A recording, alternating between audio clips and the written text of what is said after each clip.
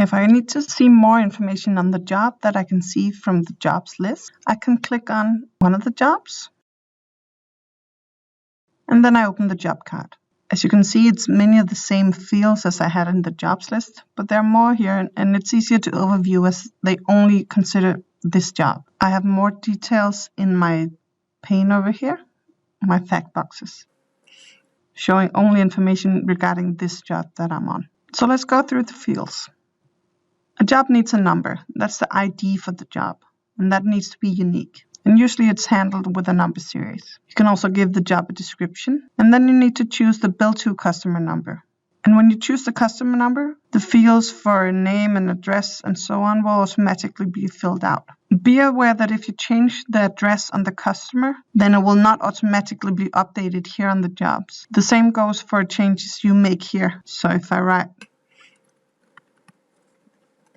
street, then it will not be inherited back to the customer. I can also define a contact, and be aware that the name of the contact person will be listed over here based on what you choose here as the contact.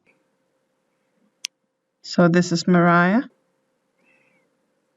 and her name is listed over here. I can also enter a search description. If I have something else to remember this job by, I can define a person responsible, and that's based on the resources list. I have options to block the job for posting or for all.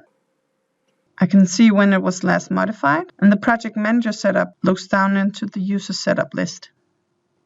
And since I've been added as the project manager here, I can see this job in my list of jobs on my role center. Next here considers tasks, so job tasks, but I will skip that for now. There's another video regarding job tasks and how to create those.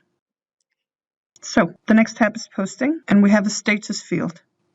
There's 4 different statuses, and as the name say, they define the status the job is in. For example, you cannot post anything to a job which is marked as completed. By default, when you create a new job, it will always have the status order. With this status, you can already start posting on the job, but if you would like to prevent this, you can use the blocked field. So you can either block for posting with completed if the job is actually completed, or you can use the blocked field that we saw in the general tab. Or you can choose the status planning. An example for a planning status of the job is that we are at a point where we still need to create a quote for the customer, or I'm looking at what resources we need, what items do we need, and so on. But you can easily switch between the statuses just by changing this field. And you can also change status back from completed if something else comes in that you need to post to the job after you've completed it.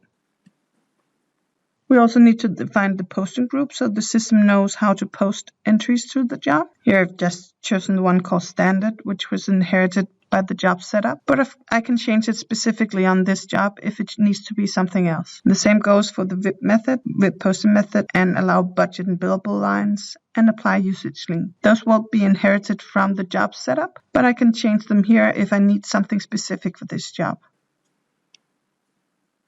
In the Durations tab, I can set a starting date and an end date for the project. And these are just for information to the user.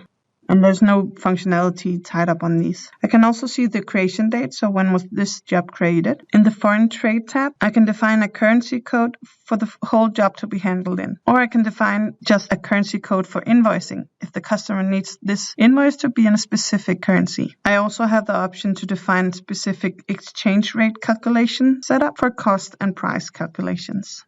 So in the Work in Process and Recognition tab, we have some calculated fields. You can see that they are grayed out, so it's not something I can enter data into. But as we start calculating work in process, these will be updated, and I will be able to click here and see how the amount was calculated. Yes, and that was the job card.